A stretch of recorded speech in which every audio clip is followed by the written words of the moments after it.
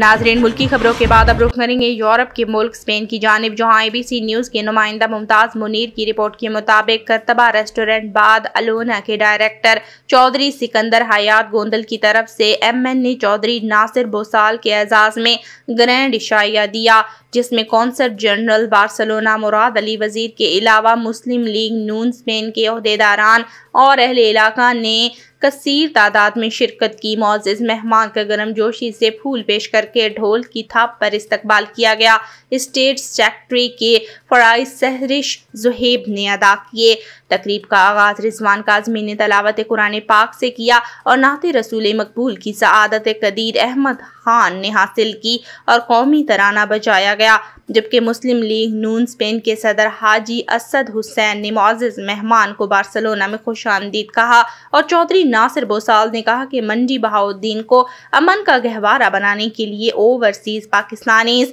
अपना मस्बत किरदार अदा करें। मेज़बान चौधरी सिकंदर हयात गोंदल ने मौजूद मेहमान को पग पहनाते हुए तमाम मौजूदीन बार्सिलोना का शुक्रिया अदा किया।